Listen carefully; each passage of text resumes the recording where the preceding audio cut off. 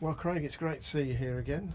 I'm sure this will be a very popular decision by the manager to re-sign you, seeing as you won every award going practically at the end of last season. That must have been a great evening for you, even if you had to sit on a Zoom meeting for however long, but just, great to get all that approbation from various different agencies.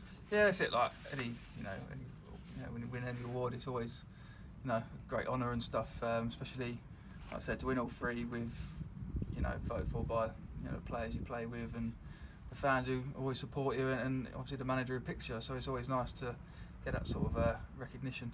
Yeah, you must have been number one on Dowser's hit list to re-sign after he picked you as his Player of the Year. Yeah, I mean, me and the gaffer have been speaking for quite a while now. I mean, even before all sort of lockdown happened, we were sort of in discussions about signing for the next season. So it's never been in any sort of doubt for me and the gaffer as well. So it's just finally nice now to get it signed and sealed.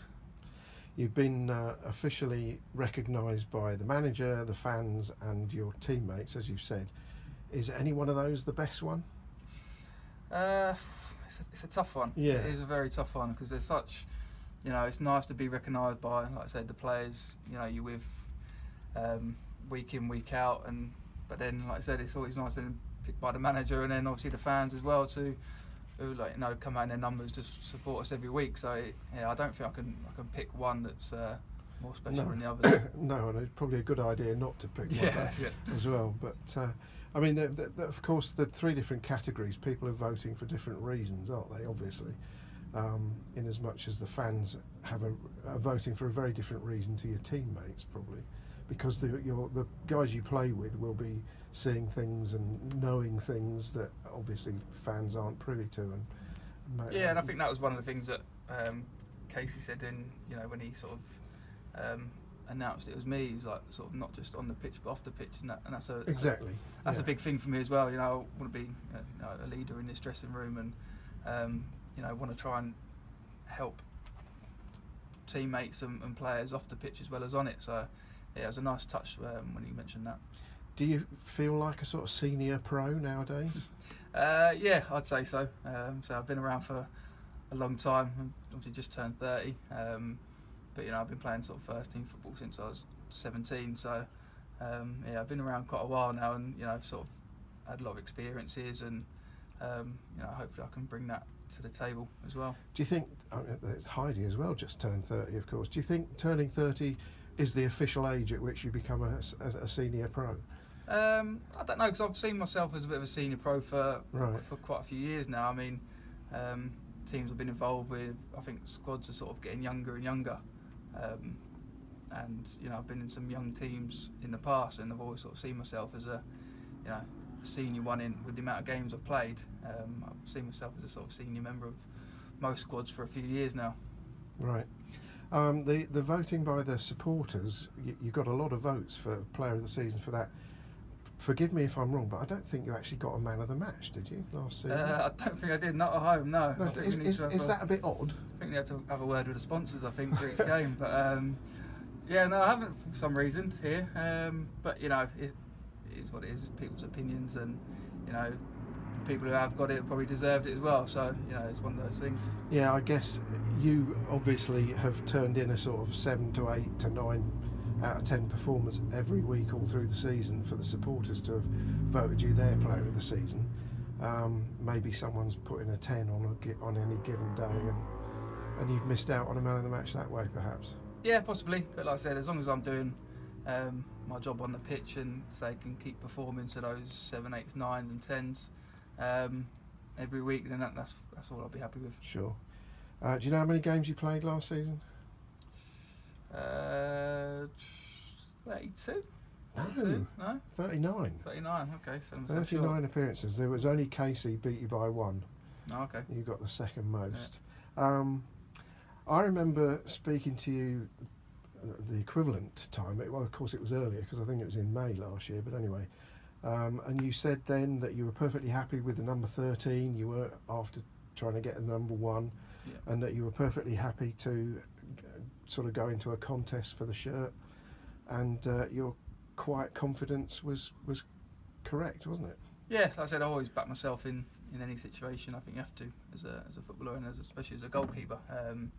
You know, it's a position where you're either playing or you're not.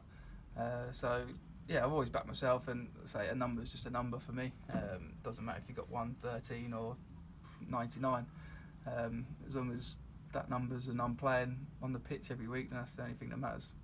Yeah, and Sam came in, of course, but you sort of saw him off. I don't mean that in a bad way at all.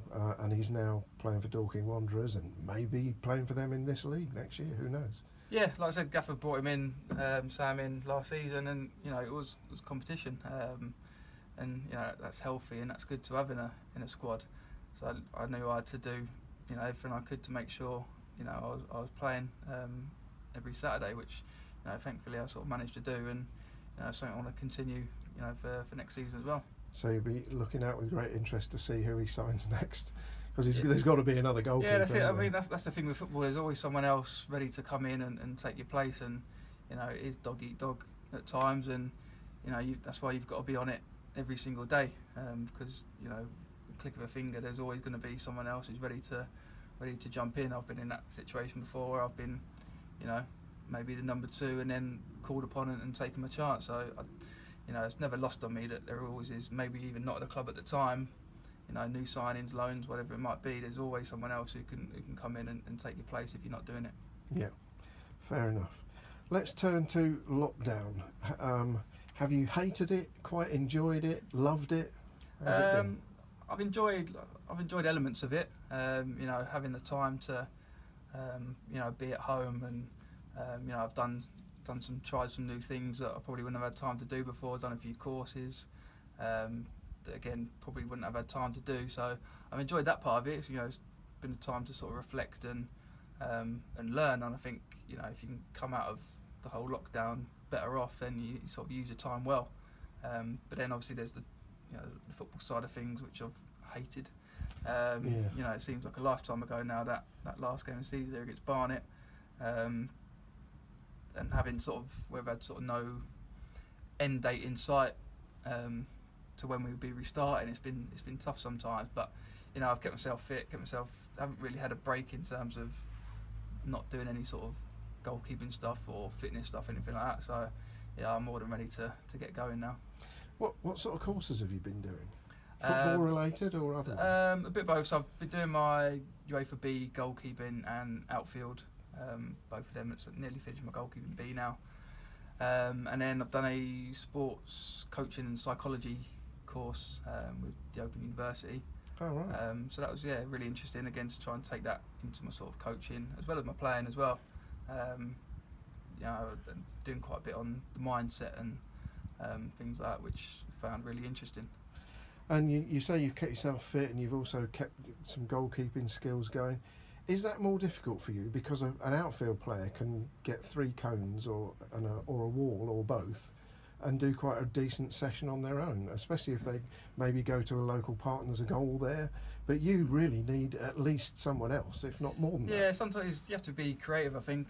You found I can do similar things with a few cones and a wall, so I've been doing stuff like that. But yeah, it's tough. I think you just got to be sort of creative with it and try and replicate and do as much as you can. And you have been doing a little bit with Matt Winter though, haven't you? Is that right? Yeah. So we've just done a training session this morning. Going to do another one tomorrow. Hopefully just getting those bits of sharpness back and getting ready for when we go back to training. Yeah. Okay. And you've also, Douse has mentioned a couple of times on his catch-up interviews that you've been working with Dave Curtis. Yeah.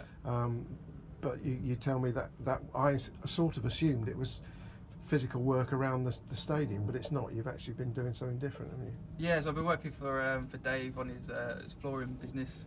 The gaffer contacted me a little while ago now and said, he's got a few weeks' work if you want it, and with everything going on in the world and sort of not knowing when football's going to be restarting,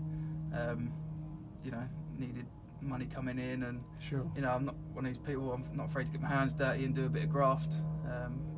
So yeah, I was more than willing to do it, and you learn new things and you pick up new things, and yeah, no, it was enjoyable. absolutely. And you say you need money coming in. You certainly do, because you've moved house as well, haven't you? Yeah, so we moved house during lockdown. I mean, we bought it in January, but finally moved in May Right. after a few sort of delays and things. So yeah, it's nice to finally get moved in and get settled in there and actually enjoy a bit of time together with my missus in the house.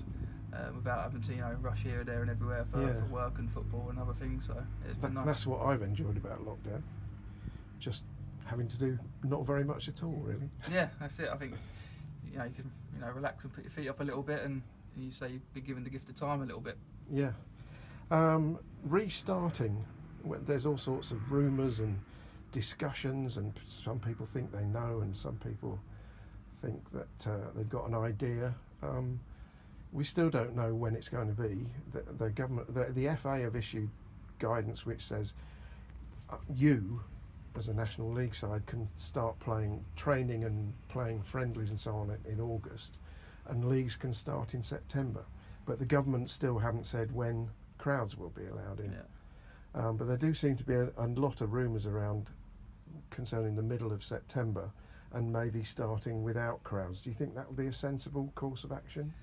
I think so. I mean, it's going to be weird. Like, obviously, we've all seen the games on TV with no crowds and things like that. It does take something away from the game, because you've not got that sort of maybe that passion and that atmosphere and everything else that goes with having crowds in. But I think the quicker we can get back to football, the better, especially for us. And then if crowds can come in, hopefully by the start of October, then it's only a couple of weeks without crowds, and I think that would be fine. Obviously, it'd be great to get everyone back down here supporting Woking again. So hopefully we can get them in as soon as we can. Watching the games with behind closed doors, I agree with you. One of the effects does seem to be that there seems to be simply less passion on the pitch, because they're not being driven and wound up by the crowd. Yeah. But have you noticed any other differences? I think it's maybe a bit more of a technical game at the moment. Like I say, you've not got that passion. You've not got, you just look at when a team score a goal. There's not that. Doesn't seem to be that big release of like emotion and passion and stuff, because the crowds are not there. And I think, especially in like Premier League and stuff like that, I think crowds get taken for granted a little bit. But it just shows what a massive part at any level, what difference a crowd can make to a game, and just your general buzz of playing. Yeah, I'm sure you're right. I don't know if you agree with me. One thing I think I've noticed is seems to be an awful lot less hassling referees, which I personally think is a good thing. I won't ask you to comment on that necessarily. Lastly, what are your aspirations, firstly, for this season? I think to go better than what we did this season. You look at this season, we were top for a long time, always in and around the playoffs.